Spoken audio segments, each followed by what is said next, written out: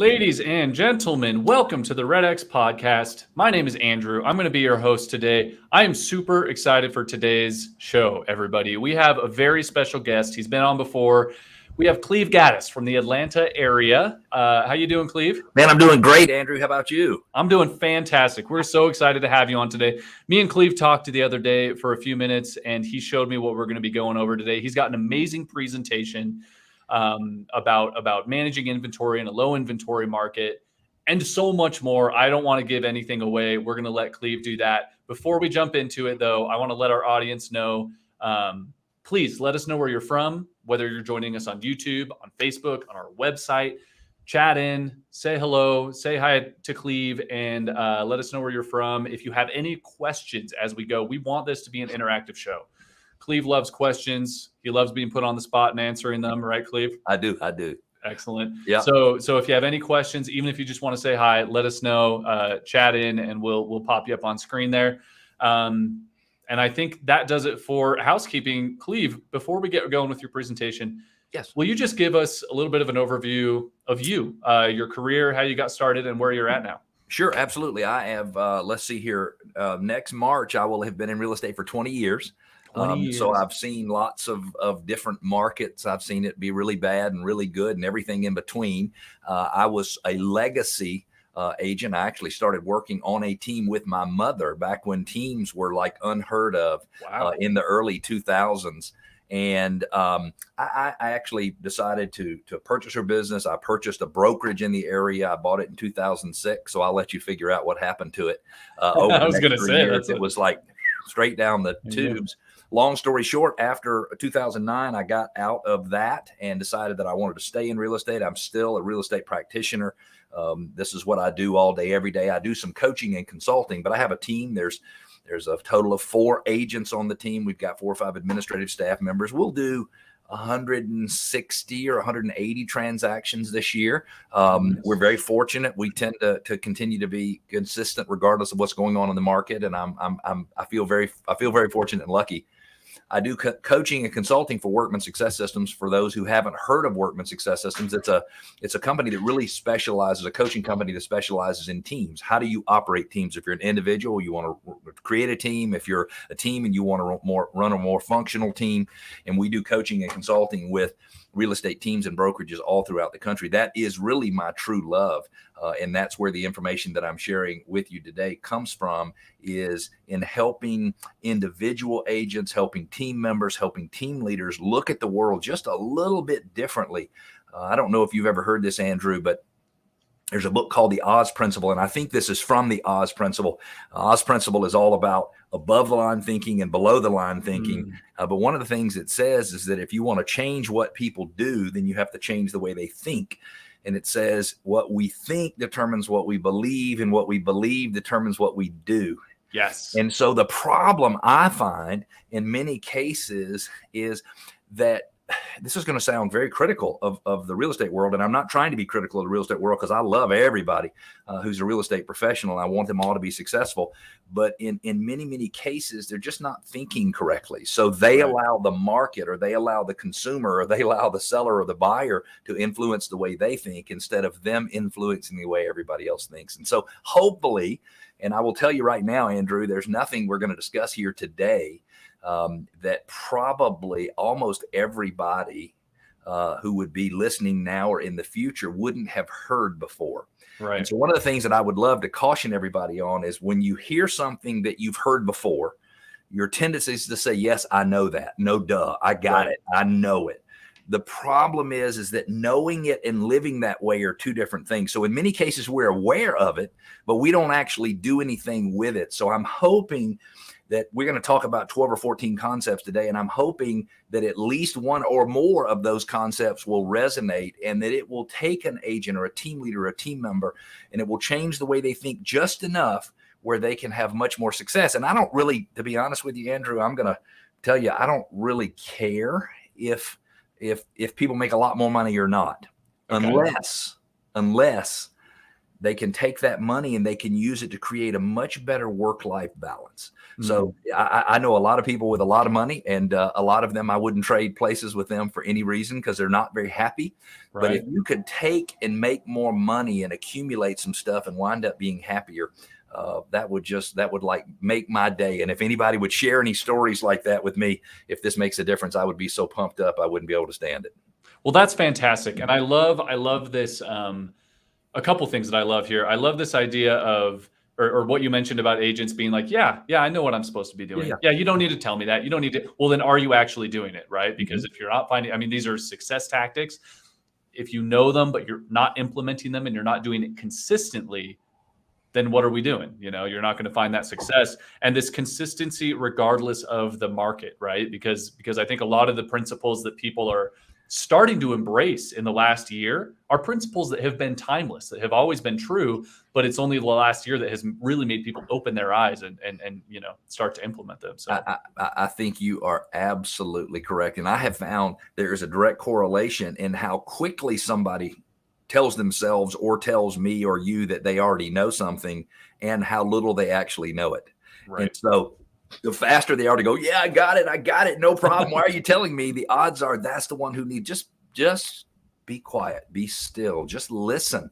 And the truth is that if somebody else were doing this podcast and I was listening to you and another expert, I would try everything I could to truly understand what was being said. I'm not saying that I would agree with it all. I'm not saying that I would change my activities or my behavior, but I want to try to truly understand, because when you're listening with the heart of a learner, when you really want to learn and figure out things, it's just an entirely different world. Right. Almost like imagine as if you're hearing all this for the first time, even if you're not, right? That's exactly right. That is exactly right. Yes. Excellent. Yep. Well, let's jump into it, Cleve. I'll put your presentation up on screen here. Let's do it. Let's do it. So the title of the presentation is Out of Stock, Finding Inventory in a Low Inventory Market. And it is designed to help people think differently about moving buyers forward in a market where it is very difficult to move buyers forward. This is Michelle. She is a real estate agent. Michelle is in the Northeast U.S. She came into the business. She was actually very successful in her first year, which was 2019. In 2020, I don't know if you heard, but starting in March, we had a little bit of an issue that was disruptive all throughout the country. And so Michelle had this total confidence in her ability to generate income on a regular basis. And then her ability to generate income went from here down to here, down to here, down to here. So what happened is she lost all the confidence she had about producing consistent income for stability for herself and her family. The problem is that in 2021, it got worse because last year she let the pandemic affect her, but the truth is the market was still really good. And so if she didn't have as many closings as she had the year before, it could be because she was performing at less than the market was performing. Well, in 2021, the same thing is true. And so Michelle has one of two choices. Michelle can decide that she wants to influence the way her clients think, or she can decide that she wants to let them influence the way she thinks. And in this particular case, Michelle has decided, and I know her, Michelle has decided that she's going to educate the consumer and she's going to do the things she needs to do in order to put her business on a good, stable footing, a good, stable foundation, and to ensure that she is producing income on a regular basis where she feels stable, where she feels like her business is moving in the right direction. Right. You okay if we just start jumping into concepts? Let's jump into concepts. And I think we'll be coming back to this influencing you versus you influencing them later. It ties into a few different lead types and strategies, but we'll bring that back up when we get there. Well, so let's explore that just a second now, if you don't mind. Okay, yeah, absolutely. I grew up in the direct sales business. So I used to teach people all over the United States to sell vacuum cleaners door to door. And we had a different way of saying it. We said, anytime you're interacting with the consumer, a sale is taking place. Either they are selling you or you are selling them. Right. And that has just stuck with me. So when I say, I'm going to tell you this, Andrew, if you and your family were moving to Atlanta and you wanted to move in my local area and you said, I want to buy a house in Johns Creek, and we went out and started looking at houses, the truth is that you would be frustrated fairly quickly about your prospects for buying a house. I got one of two choices, and that's all I've got when that happens. I can either be part of the solution for you and your family who need a flipping place to live, or I can be part of the problem and allow you to let the news media and the newspaper and social media and your friends, I can let them influence you negatively. And I believe that it is much better to be part of the solution than part of the problem. Some people might be listening thinking, well, that sounds like baloney, like you're just telling yourself something. Right. That's exactly what we're doing. We're telling ourselves, I either have two choices. I can be influenced negatively by the market, or I can decide how to take what's happening in the market and turn it into a competitive advantage. Let's start with one concept that is the buyer agent must lead the search. When people see this, they're like, no, duh, you got to lead the search, but they don't do that. So they get a prospect who comes in through their whatever CRM, fancy smancy website, through Zillow Flex, whatever the heck it is. And they set these people up on an automated search, or they allow these buyers to do all of the searching on their own. And then, Andrew, they wonder why people don't think what they're doing is worth the percentage commission they're trying to charge. And so buyer's agents must lead the search. And I want to give everybody just a couple of tips that I think really, really work. First of all, if you have a prospect that comes through your system and they're looking to sell or buy in longer than 90 days, you can't talk to them about specific properties and neighborhoods and comps because it won't make any sense. But if you're talking to a prospect who's looking to do something within the next 90 days, and they're on the buyer side, you have to lead the search. And here's the way it works. Andrew, I'm going to set you and your family up on an e-alert. I'm going to ask you who you want to get the listings. I'm going to make sure that anything that meets your criteria gets sent to you. But see, that's not going to be enough, because if I wait on you to lead the way as we move forward, finding a home, you don't know how to lead the way. You know how to do a fantastic podcast. You know how to take this software we're using today and make it scream and dance, but you don't know what you need to do in order to find the right home for yourself and your family, but I do. So I'm going to give you a couple of words to think about, and I hope somebody will write these down. If you're buying a home, if you're dealing with a prospect who's buying a home in less than 90 days, you use what's called specific follow-up. And it works like this. And this is how a buyer's agent leads a search, even if the system is actually providing all of the listings. And it goes like this. Hey, Andrew, Cleve, Gaddis calling from blankety blank real estate. Just wanted to make sure you got all of the listings that I emailed you or sent you this morning. Yeah, I went through them first thing this morning. Awesome. Now here's where the specific comes in. I'm going to choose one specific property and one specific feature, and I'm going to drive that home to try to push you to take some action. So it goes like this. Hey, I want to make sure you saw that home at 1234 First Street in that school district, specifically that you're looking in, State Bridge Crossing. And I wanted to make sure you noticed how big that backyard is. And I don't know if you took a look at that swing set, but it is absolutely amazing. I'll be honest with you. If you don't buy the house, I might. So I want to see when you go out and take a look at it, when you're able to go out and take a look at it. So you have to move them forward. And this is a process you have to repeat over and over, because what happens is even though the system sent you the listing already, you've already seen it. When I call you and tell you about it, I start to lead the search process, certainly in your eyes. And you, as a non-real estate expert, I'll be honest with you, you might not recognize the right home for you online, even if it bit you while you were looking at it. Like, you might not know, but as a real estate professional, I will be able to find opportunities for you that you might miss yourself. Right. Any questions on that, Andrew? No, I love that. And that makes a ton of sense because I think there's a huge draw for everyone to be experts on everything these days, right? And I think real estate is no exception. So whether you're digging around on Zillow or you're talking to your friends, all those things you mentioned, it's easy for the buyer to come in and think they know exactly what they're doing, when why else would they be hiring a real estate professional? So I love this example of, like, demonstrate that you're actually working hard and that you're actually pushing these points that these buyers are looking for, to get that conversation going and get things moving along. Absolutely. Fantastic. Absolutely. Now, we've got 3 points coming up, and all 3 points are the same point. So when you hear me go through these, you're going to think it sounds like he's saying the same thing, just differently. Yes, that's exactly right. I'm trying to get to an interesting point. So you must search more generally. Andrew, you're moving to Atlanta. You say, I want a 4-bedroom, 3-bath. I want this. I want that. I want whatever it is.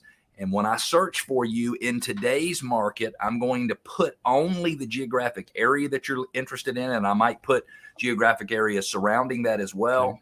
And I'm only going to put the price range, and I'm going to buffer a little on the high side and a little on the low side, which means I'm going to send you contemporaries and stucco homes and brick homes and tri-levels and I'm going to send you everything. And I'm going to tell you, Andrew, it's going to be a little frustrating because you're going to get listings that are not going to fit your specific criteria.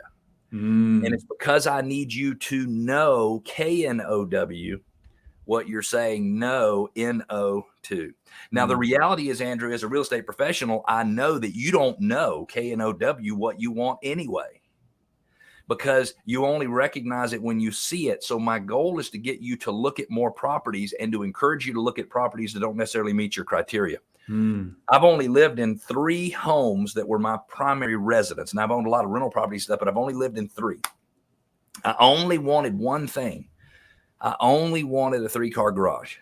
I wanted one in Columbia, South Carolina. I wanted one in Chicago, and I wanted one when I moved back to Atlanta. Now, I would like you to guess how many 3-car garages I've had. Well, being in the exact same boat as you, I'm going to say none, because that's none. But so my wife got what she wanted, and my kids got what they wanted, and that's what I was totally focused on. And I still do not have a 3-car garage today. Now, I will tell you that I will have a 3-car garage before I die. I'm going to do that, even if I have to buy a home and sell it in 6 months. So buyers are liars, not because they're telling you untruth, because they don't know enough to tell you what they're looking for. And so when we say, I'm not finding anything that meets your needs, I'm sorry, but that's a little bit of a cop-out, because if I can't find you and your family something that meets your needs, I need to find you the next closest thing and the next closest thing and the next closest thing, because you got to have a place to live. So I want to remind everybody of this. If you come to Atlanta, you're working with me, Andrew. By the way, I'm trying to subliminally get you to move to Atlanta. So just let me know whenever you're ready. We'll set you up. But if you and I are having a conversation about buying a home in Metro Atlanta, I have got to set the stage. I've got to explain to you how it's supposed to work. And I have a place to live. So whether or not we find a place for you, I still have a place to live. But for you, if I don't find you a place, you're going to have to live with relatives, or you're going to have to live in an apartment, or you're going to have to move to Atlanta and live in a hotel and have your family be upset with you. And so the buyers are literally, their life is put on hold. They are chained to wherever they're coming from. They're stuck. They're whatever. And then we look at it and so I'm just frustrated. I can't find them a house. And I'm like, wait a minute. They need a place to live. You have a place to live. Right. So it sounds like don't fixate on their fixations, right? Because everyone wants their dream home. Everyone wants their dream aspects of a home. But obviously no one gets exactly what they're looking for. Some people do, and that's nice. But yeah, finding ways to accommodate and be a little bit more general, but help them find somewhere good. I love that. And help them see things the answer is no to. Yes. Because when they see a lot of those, then when they see something the answer is yes to, you're going to have no problem getting them to do what they need to in order to get it. Absolutely. You got to consider different geographic areas. I was working with a real estate team down closer to downtown Atlanta. One of the buyer's agents was working with a buyer looking for a condo. They were looking at a particular zip code, and I suggested, at the dismay of everybody on the call, that maybe we should look in the zip codes around that one. I was lectured and told that those were too far away and those were unsafe areas and those were this one. And so the worst of all the zip codes, they said, is this one. We cannot sell her a home in this one under any circumstances. And I said, okay, fine, but you have to show her some homes in there. Right. Anyway. Right. Okay. Yeah. Well, I can totally speak to that, because please, I currently, 2 years ago, I bought a house somewhere where I never in a million years thought I would live. But when they showed me the area, I was like, oh, this is a good, cute, safe neighborhood. I love it in my price range. Let's do it. So totally speak to that. Well, this agent who thought I was the dumbest real estate coach that had ever lived, decided that she would follow my instructions and go show this buyer condos in a different zip code. Lo and behold, the one she showed in a separate zip code was only 2 blocks from the one that was in this zip code. And so the reality is that this one in a different zip code wasn't over there where they thought crime was an issue. Right. And she wound up putting it under contract. She bought it right away. And guess what? She didn't have any competition like she would have had she been looking at what she considered to be that more desirable zip code. So I want to go to the next, and we've talked about this before.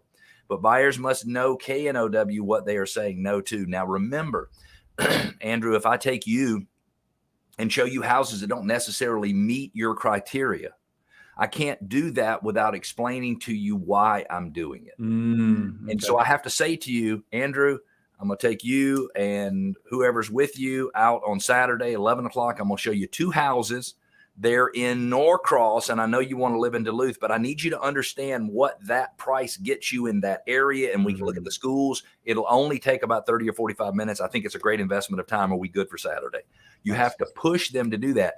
I can remember starting in real estate, and one of the complaints to my team leader at the time, who is also, as you remember, my mother, was that I didn't know what I was doing.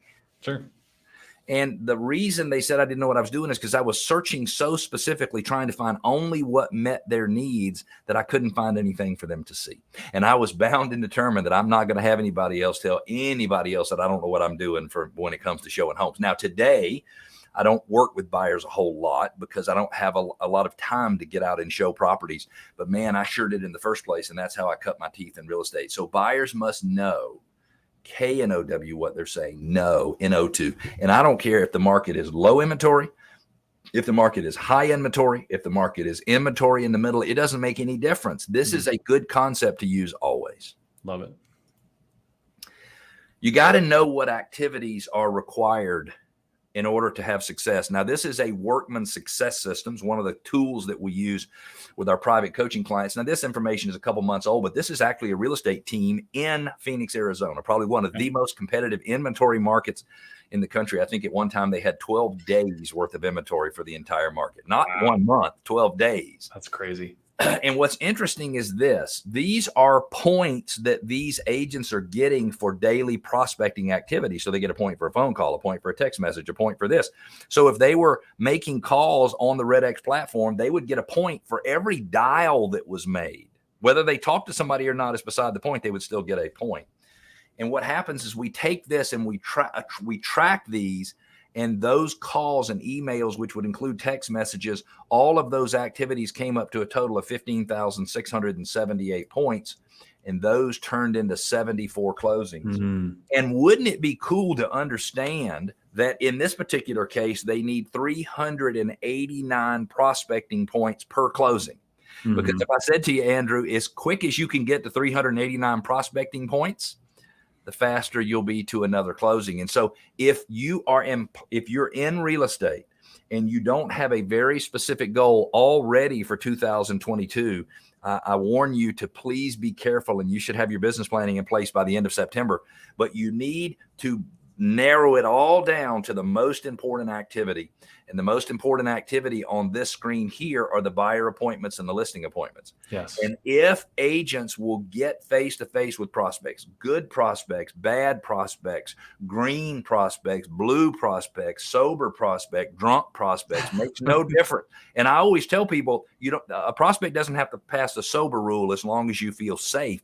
Get out and get in front of people and talk to them. Because if you and I sit down, Andrew, and we have a meaningful conversation that you feel is focused totally on you and the needs of your family, and then I give you 3 or 4 ways that maybe we bring a different flavor to the table for you and your family than other people would, then a certain percentage of the time, and in most cases, it's between 20 and 30% of the time, those people are going to decide to work with you anyway. Even if you're not that great at what you're doing, they're still going to decide to work with you.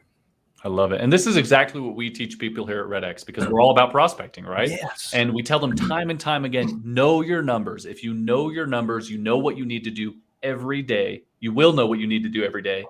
Yep. And then you can set appointments and sell homes. And so I guess my question to you here, Cleve, is like, let's say you're a new agent. You don't have any numbers to go off of. You don't know where to set these goals at. What's kind of a good starting point? Maybe using this point system, maybe using just calls a day that you think agents should aim for to prospect their way to success? Well, so can we just take kind of raw online lead source and just kind of walk through those numbers? Let's do it. So the reality is, if you have 100 leads flowing in from a reasonable quality lead source, not a Zillow Flex, not something that's a little closer to being ready to transact, you should set appointments with 15% of those people. Wow. Okay. So 15 out of 100 of those leads. you should set appointments with them. Now, in the reality, it'll probably be 10, 12, something like that, but you have to have a goal that's a little higher. Now, of those 10 or 12% that you set the appointments with, you'll keep the appointments with about 80% of those, meaning 80% of the people will meet with you and go through the appointment. Your goal should be to convert 1 in 3, or just a little over 30% of the people you meet with face-to-face. The reality is that number will probably be closer to 18 to 20 or 22%, meaning when you meet with them face-to-face, there's probably a 1 in 5 chance you're going to move forward selling them. Now, I talk to people all the time, Andrew, who say, my conversion rate on buyer appointments is 95%. And my conversion rate on seller appointments is 95%. And I always suggest them the same thing is, hey, maybe you should go meet with people other than your brother and your sister and your aunt and your uncle. And then let's see what that number is for real. Because the reality is you can't meet with 10 buyers and have all 10 of those buyers decide even to buy a home. Sure.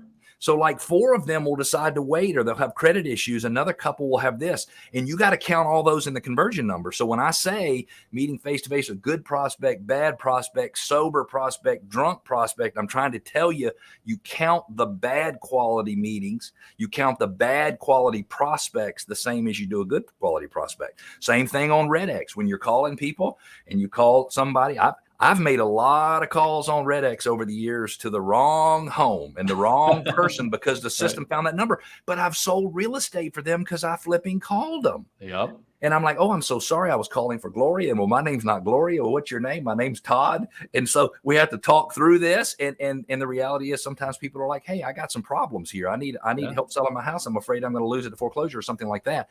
And so if you'll just get out there and get the numbers under your belt, you will be fine. Excellent. And I love that idea of a solid round 100, really easy for new agents to work with. 100 leads, go down to that goal of 15 appointments. You'll sell hopefully 3 or 4 of them. You go 5. Well, it's amazing that you actually got that number. The number is actually probably closer to 3 than 4, but that's exactly what it is. Ultimately, you should be converting about 3%, but you can't start with the 3% conversion goal because you got to set the appointments, you got to meet with them face to face, you got to try to convert them. Here's a concept, and I normally get some boos or some hisses or from the audience saying you got to search FSBOs on Zillow and other sites, because I have a love-hate relationship with Zillow. I've been a Zillow agent for a long time. We're flex agents. But the truth is I wish they weren't in between me and the consumer. I mean, let's just be honest. And I would tell Zillow the same thing. Right. If you're seriously trying to find somebody a home and you're not searching for homes for sale by owner on Zillow, Trulia, other sites, then I think there could be a school of thought that says you don't really, really, really want to find them the house. Now, the issue is when I start finding homes on Zillow that are listed by owner that aren't listed with a real estate professional, I don't know if I'm going to get paid a fee. Right. Well, I'm going to circle back again and tell you, if all I'm worried about is whether or not I'm getting paid a fee, I don't have your best interest as a client at heart anyway. And the reality is, if you came to Atlanta and I said, hey, I'm going to start looking for some FSBOs, for some for sale by owners, and I explained to you what it was. And I said, they might pay me, they might not pay me. If you are serious enough about buying a house, you might, as a buyer, say to me, don't worry about it. I will take care of you. Find me a dang house. And so you have to be creative and you have to get out there and look for ways to find more homes for people. And Cleve, if I can make just a quick shameless plug here. Please. Here at REDX, we've got a FSBO product. We collect all the data from all those sources you just mentioned.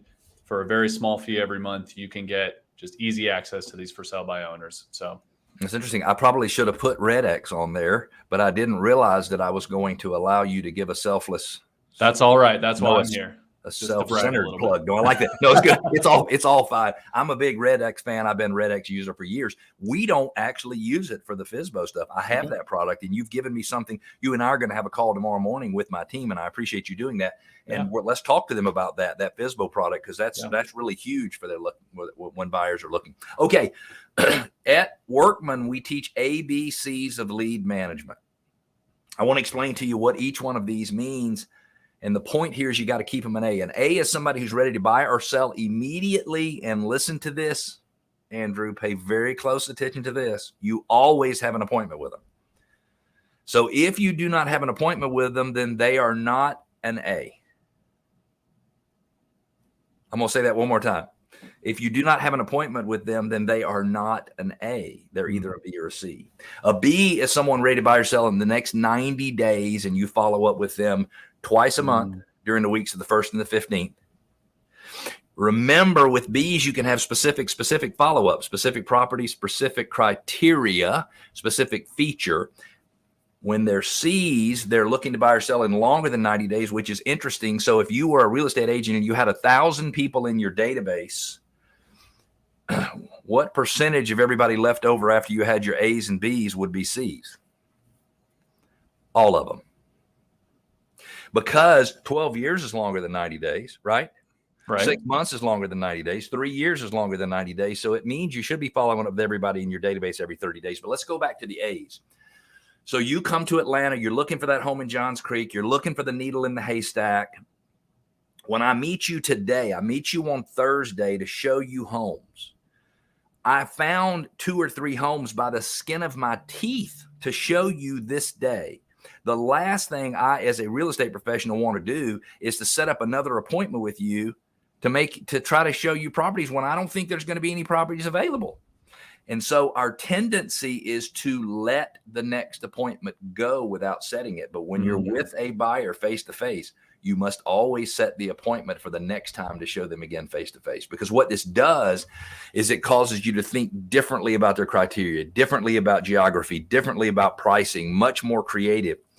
You move to Atlanta, you're coming to Johns Creek, there's 1 month's worth of inventory. If you wanted to buy a similar home in Lilburn, and anybody who knows the area knows those homes aren't very similar, but you could get a great place for your kids to live.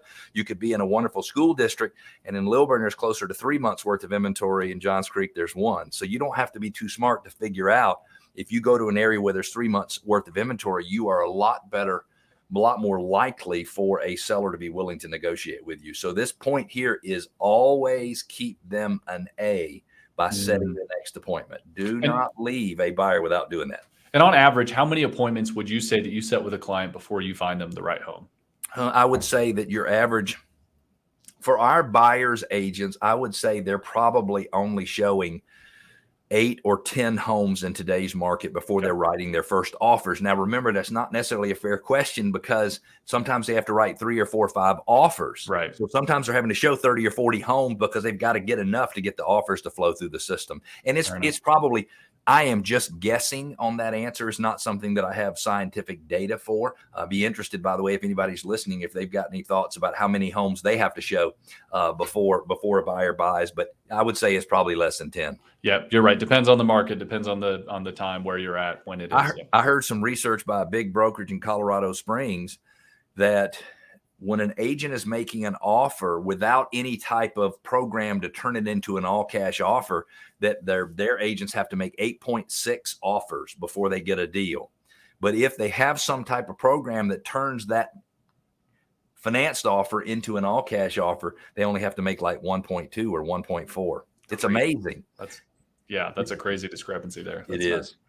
Hey, put a slide in here for you because I wanted to make sure and mention it. I think we're doing our Double Your Listings program specifically for REDX. So if anybody's listening and they want to literally go from 5 to 10 or 10 to 20 or 2 to 4, whatever the number is, if you want to double your listings in the next 120 days, this is something that you want to pay attention to. Yes. I think, is there going to be a charge for it? Not that I am aware of. Yeah, I don't think that there is. Normally there is not. I've seen big realtors associations do these actually and charge a fee for people to be able to participate. So I think you guys get a great thing. So we've got a little, I think you've put the URL workmansuccess.com/REDX. REDX. And I just checked that URL. You just register. So I assume that you're good to go once you register. Perfect. And the cool thing is it gives you an app. But listen to this. When you get this app, it breaks everything down into 5 easy steps. First, you got to boost seller and buyer confidence. And we think they should be confident. They're not confident. Sellers don't think they can find a place to buy. Buyers don't think they can find a place to buy. Everybody's got the same problems. Right. The next thing is to ease seller and buyer concerns. And this system teaches you a 6-step process for communicating with buyers and sellers about their concerns that connects with them deeply on an emotional level. And if you take the communication patterns and every time you're talking about something, you follow the same thing, people, when you leave, they think, OMG, he cares so much.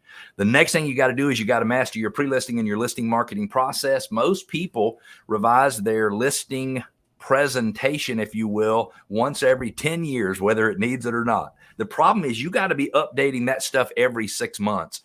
And the cool thing is with each one of these, anybody who's participating in these programs, and now you're not going to believe this, we have private coaching clients that pay anywhere from $1,000 to $5,000 a month, depending upon the level of coach they're working for.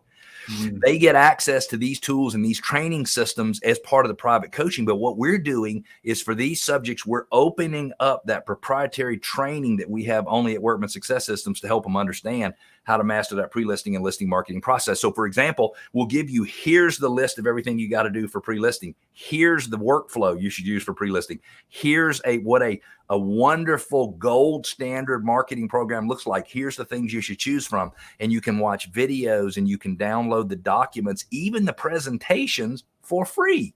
Yes. For free. Next thing, you got to deliver top-notch services virtually and in person. I thought as of a couple of months ago, we were going to be able to stop talking about things virtually, but the reality is we're still going to have this problem.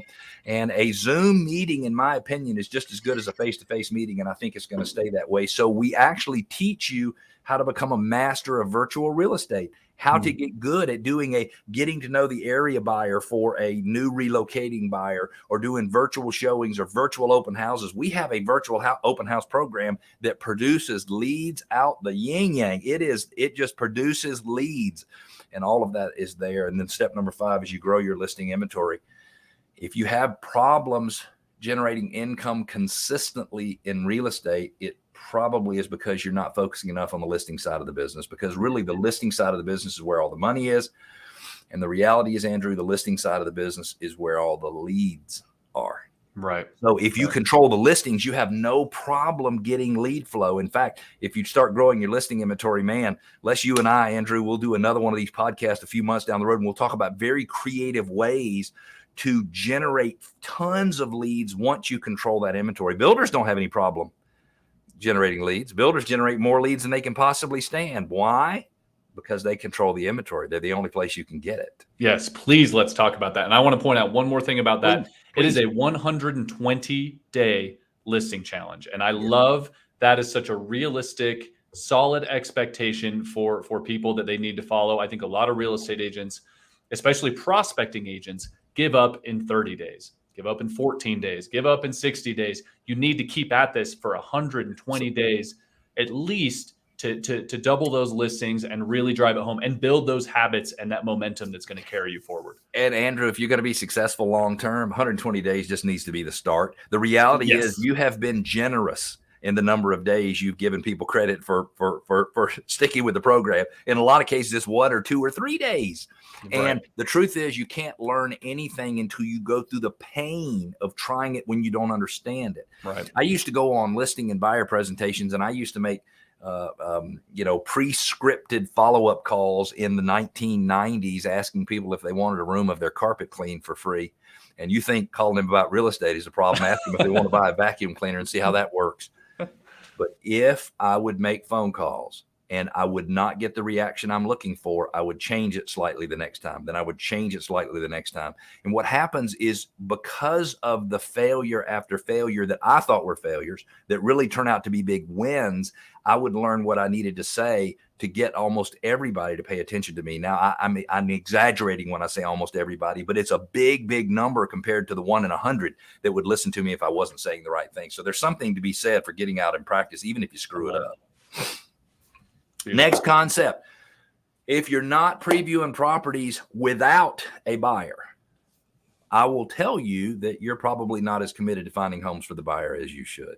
So if you're moving, as you should be, if you're moving here from the Salt Lake City area, you're not going to be able to react quickly enough to get here to look at homes. I'm going to have to look at homes for you. I'm going to have to FaceTime tour. I'm going to have to do things. You and I are going to even have to predetermine how we put together offers based on these properties, because you might say, yes, I want to offer on that one, and I want to offer on this one. And before anybody loses it over making 2 offers on different properties at the same time in Georgia, we have what's called a due diligence period. So you could actually do that and be protected and safe and not get yourself into a pickle. But if you're not previewing properties without the buyer, you are missing out. I'm going to cover some of these other subjects a little bit faster, but Andrew, if you need me to slow down, you want to interrupt me, you want to ask me questions, just go after it. And if anybody is listening and you want to ask questions that we can talk about or that'll help us stimulate the conversation, please do. We are all about it. And I don't care what the question is. You can ask me how many kids I have if you want to. I'll answer whatever the answer is for, by the way. I will answer whatever questions you have. But for buyers today, if you want to move them forward, you can't let the lender be the only one that deals with the budget. Yeah. People are going to make decisions about whether or not to buy a house based on two different criteria: how much is due at closing and the amount due each month thereafter. The reality is they're going to come to you and they're going to say, my budget is $375,000, and it's only $375,000 because their Uncle Harry said $375,000 should be the limit. There's no reason for it. There's no logic behind it. And so today, for every $1,000, for every $1,000 that your loan amount goes up, your payment will change about $4. So if you spent $10,000 more, it's $40. If you spent $100,000 more, it's $400. I'm not saying you should spend more, Andrew, but I am telling you this: if I let you think that $375,000 or $350,000 is an artificial ceiling, and you could afford a $500,000 house, and you could find a house that works for you, and your family would love it, they would all think Dad was the hero of the world for providing this house, and you could do it for $400 or $500 more a month. It's up to you to decide whether or not you want to. It's up to me to show you the possibilities. Yes, and this speaks to me as kind of a younger home buyer too, because so many people are concerned. Their main concern after closing is, can I afford the monthly mortgage, right? And this speaks to that perfectly. That's right. So here's the way it works. You get ready to make an offer on a home. Boom. I show you, here's how much you're going to bring to closing, and here's how much you're going to pay every month thereafter. Yep. Once I get the original estimate from the lender, I can change the numbers in the spreadsheet if I want to. Then when you get a counter back from the seller, I'm going to give you these same two numbers again. And so you not being worried about, oh, I asked the seller for the pool table and they say, no, I'm mad, I'm not going to move forward. Right. I say to you, hey, the counter's here and it's going to make a $12 difference in your monthly payment. Are you good with that? And you're like, are you freaking kidding me? Sign me up. Beautiful. So you got to help them stay focused on what's important and not get out. You got to help buyers understand the cost of waiting. And I know this seems manipulative, but the reality is if you wait to buy a home, it can very well cost you a lot more money. At a 2.75% interest rate, and I've seen people recently lock in 30-year fix for below 2.75% in Georgia, closer to 2.5%. If interest rates were to rise 1% over the next year and properties would continue to appreciate, instead of a payment of $1,224 a month, the payment would be $1,464. That doesn't sound like a lot because it's $239, but it's almost $3,000 a year, and it's almost $87,000 over a 30-year period.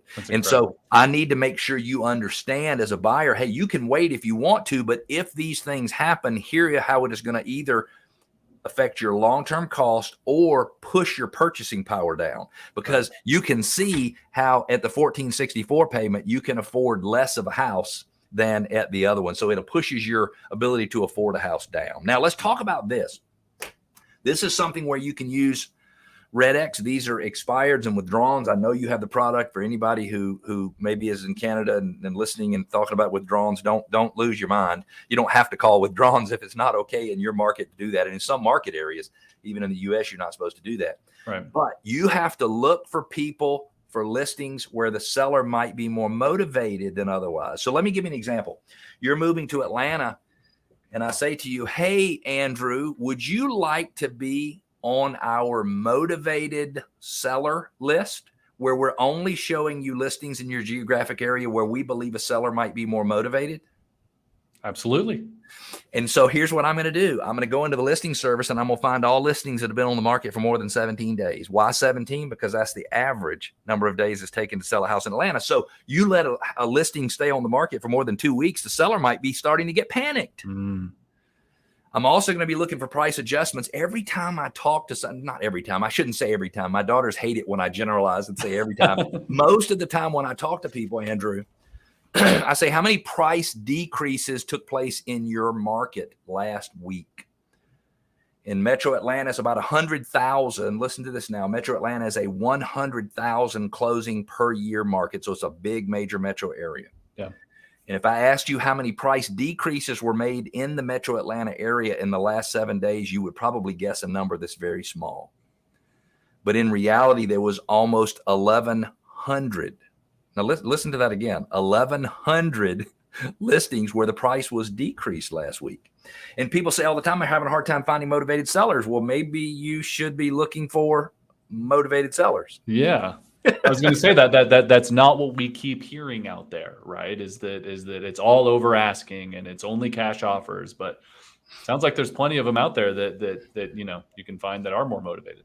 I was talking to in most markets, and you might be different in your market. In most places where they use CoreLogic or some background, you have this reporting function on the main page when you log in that shows you how many price adjustments up and down were made. Right. And the long story short is when somebody reduces the price, they're raising their hand going, yoo-hoo, I might be a little more interested than I was in the past. And that is huge. Yes. That is huge. Then you got to have a good service. Now, I'm not promoting specifically REDX. If you don't use REDX, use something, but you have to have a way to get in and call those expireds and withdrawals, especially if you're looking for homes in an area for a buyer specifically, and you're not calling the expireds in that area. And people are like, well, there are no expireds. Yes, there are. Mm-hmm. In Atlanta, there's still 1 in 10 or 1.5 in 10 listings that expire without selling. Right. And those could be a wonderful opportunity. Now, they're probably not going to be, Andrew, in the right condition for your buyer, but that's okay. We can solve condition problems. They might not be in the exact same price range that they're looking for, but that is totally okay. You got to get out there. And they might not have expired last week, but they may have expired a few months, even a couple of years ago. Old expireds are huge for a lot of people right now. So Andrew, you have unfortunately gone 3 or 4 slides ahead. No, but you are so right. So that, in my opinion, that's a different type. Okay. I was talking about expireds that expired yesterday. Okay. But you are so right to go look and say, hey, I want this area or this zip code or this neighborhood and show me all the expireds for the last 4 or 5 years, because, man, there can be gold in there. Because here's what's interesting. Let's say you have a home you're trying to sell in Duluth around the corner from me, and you wanted to get $560,000 for it a few years ago, and the market considered it to be $100,000 or $150,000 overpriced. It's probably not overpriced anymore. Nope. And so the market has caught up to it, and you may be able to activate that price that they had from the past that they couldn't get anyway. So let's talk about this. I will tell you that your average real estate agent who is fairly successful could tell a buyer exactly what that buyer needed to do to win in almost every multiple offer situation. Now, I'm not saying the buyer could do it. And I want you to listen. Please listen. I'm not saying that you're going to tell the buyer to do something the buyer can do, but I'm saying you have the ability to tell the buyer what they will need to do in order to win. The problem is you can't tell them that once the process of negotiating starts. You have to tell them that before you start the negotiation process. So this is 12 tips for negotiating multiple offers. And it says to a buyer, here are the things you need to do. And if you do not have something like that in place, I suggest you put it in place immediately. You need to have a process for moving quickly and writing offers. You and I talked about this already. If you're in Utah, I'm in Atlanta, I find a home for you. I can't then review all the paperwork and tell you best price. I can't do that. I have to have done all of that before. So you might say something like this to me. You might say, Cleve, on that multiple offer sheet, I want to use number 1, number 4, number 6, number 8, and number 9. And I want you to fill out the paperwork exactly like you showed me when I was in Atlanta last week. Isn't that a better way to handle putting an offer together than having to explain everything to you after you find the home that 12 other people want to buy? Yes. Nutty. And the cool thing is not everybody's going to love you going through the paperwork. So I, for example, would not love it if you wanted to go through all the paperwork with me. But if you had 6 or 7 areas and they're highlighted and you're like, Cleve, these are the only 6 or 7 things you need to worry about. Let me give you the bullet points and let me show you how to win. I'm a high D. I'm like, boom, let's go. If you're dealing with that high S or high I who loves the details, they're going to want to review the whole thing with you. And it's great. It'll make you more connected to them anyway. Now, this next one, I also get some boos and hisses on the calls because the reality is builders are starting to try in many major metro areas any way they can to lock a buyer's agent out of a transaction. And that's disappointing. And I'd assume that what goes around will come around. But agents throughout the country who specialize in new construction, they have inventory to offer prospects that nobody else has to offer. Because they know there are 5 homes matching this floor plan with this number of bedrooms and this number of baths that are coming up on the floor, or coming up out of the ground in this particular neighborhood. And I want you to think about this. If I'm the only one in the market talking about those listings besides the builder, then I might be able to produce some leads for people who don't actually buy a new construction home because it won't work from a timing standpoint, or you can't put what they want on the lot. But now I might have a prospect that I could sell a resale home to, or a home to in another new construction neighborhood. I talked to a lady up in Rhode Island, I believe, 6 months ago. Fascinating. She created her whole business model around being the expert at representing buyers on new construction homes in her area. And she produced more leads than she could possibly figure out what to do with. Awesome. Now, I know that most everybody has heard that you got to work with your past clients in your sphere. You got to follow up with them once a month. You got to offer them something of value. We at Workman Success Systems teach a system called the Top 50 program, where you take the 50 people, Andrew, most likely to give you a referral, and you really step up that connection and that communication with them. Yes. We have an agent in Frisco, Texas, north of Dallas, who has produced over 100 referrals in the prior 12 months and 76 closings from the 50 people most likely to give her referrals. Now, wow. As additional explanation, one of those people happens to be a builder, but he started on the Top 50 program, and she might sell 12 or 15 houses for him. It is amazing what happens. But this is the point I want to make about past clients in Sphere. Not that you have to work them, because you're either going to work them or you're not going to work them. I'm telling you, you should. But here's what I am telling you is this: when you get that Zillow Flex buyer, or you get that buyer that comes from your paid advertising, and you meet them for the first time, they do not know you from Adam, and they do not trust you at all. But if you and I, Andrew, had done business together, and now it's time to sell a house, I don't have to spend 3 days trying to convince you of what you should do, because our relationship from the past has caused you to trust me. So when I say this is what you need to do to be successful, you believe what I'm saying. So here's what I'm trying to tell you. If you're not working your past clients in your sphere, you're causing yourself to work with clients who are more frustrating to deal with. Now, the second time you work with that new prospect, it'll be fine. But that first time, they are not going to trust you. So if you say, here's what you need to do to get this house in a multiple offer situation, they're going to be thinking to you, yeah, I know that's what you're saying. You're trying to get 3% of some sales price on here. Love it. You got to refocus client communication. You can't let them read U.S. home prices are at record high. It doesn't matter if U.S. home prices are at record high. What matters is the balance between supply and demand. Yes. And I'm going to give you a concept. If you have 4 to 5 months worth of inventory, that is a balanced market. That means prices will probably rise just at the rate of inflation, more or less. If you have more than 5 months worth of inventory, that's a buyer's market. And for some houses, prices will start to decrease if you have that level of inventory. If you have under 4 months worth of inventory, which is 3, 2, and 1, I'm going to help you if you didn't do good in your math. Under 4 months worth of inventory, 3 months, 2 months, 1 month, that is a seller's market. The lower the inventory gets, the more screaming the seller's market is. And I'll tell you right now, in most areas, if you have 1 month worth of inventory, it is not possible for prices to be at record high. And when you say record high, most people think that's as high as it's going to get.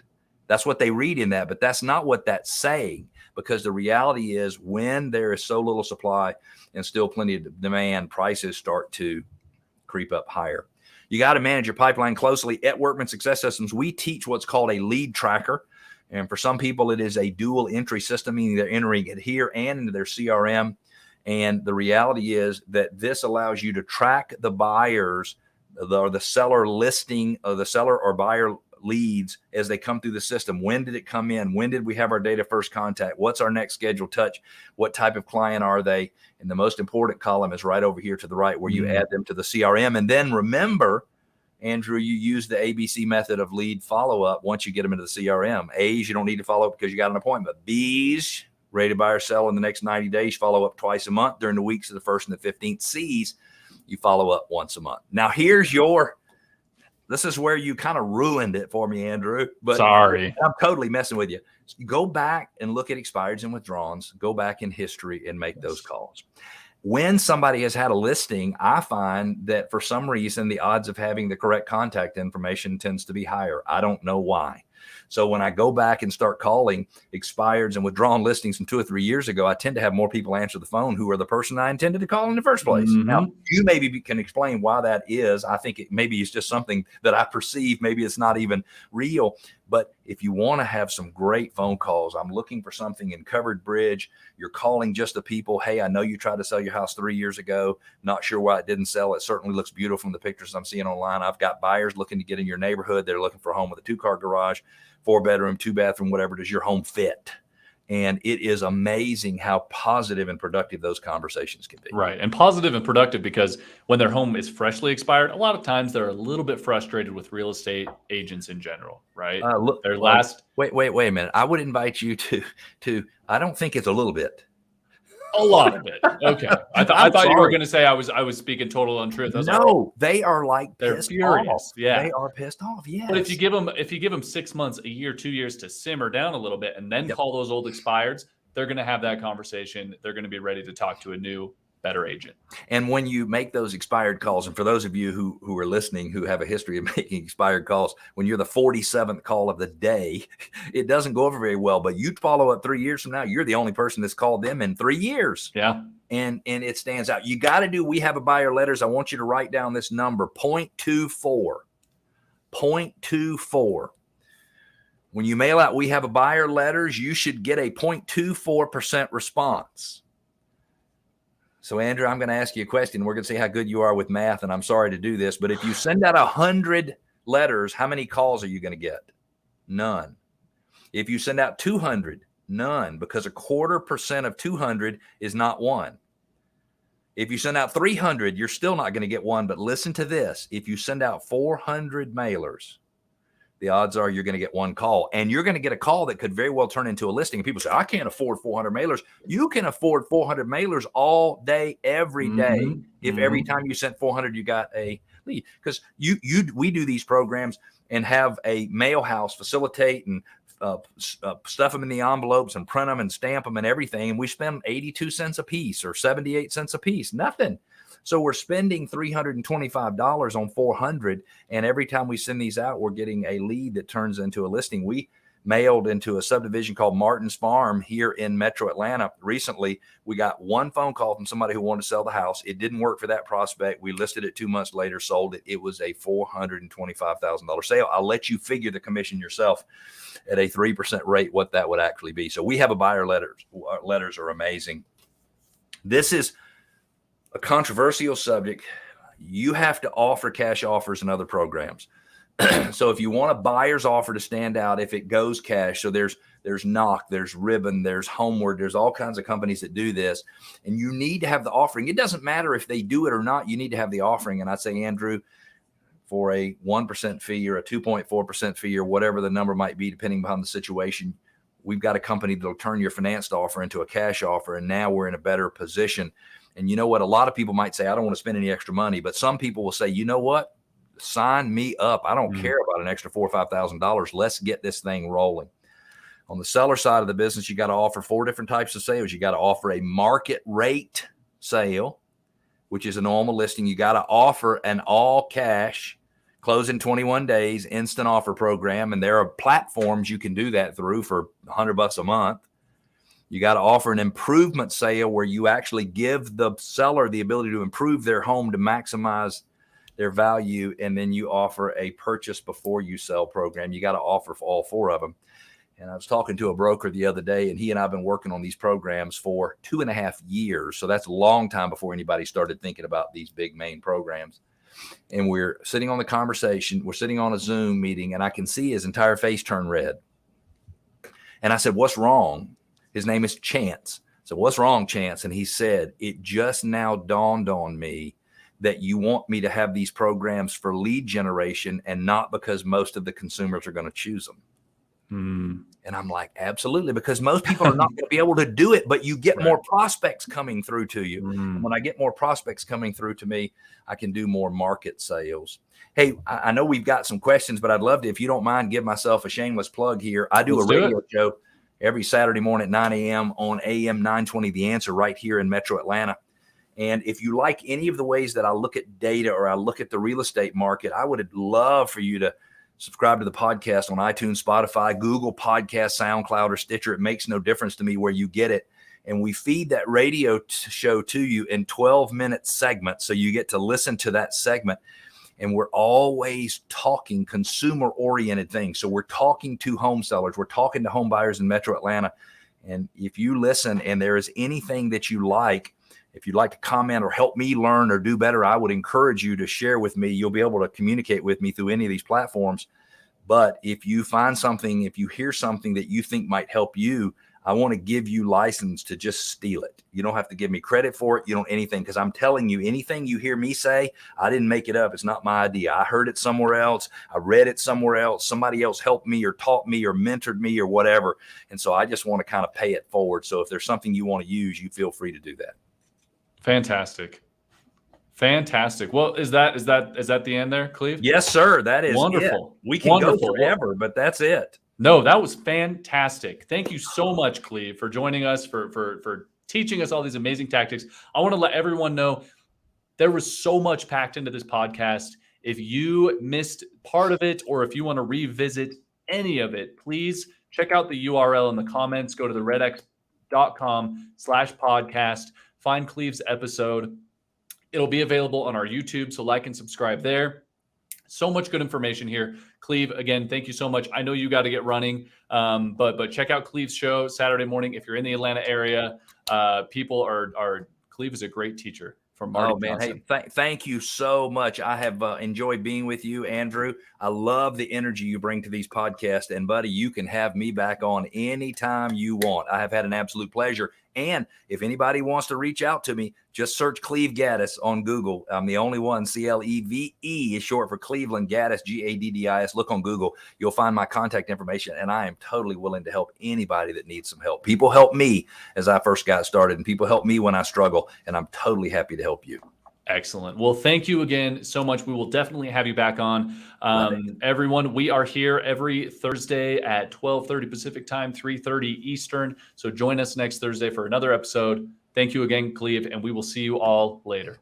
My pleasure. See you later.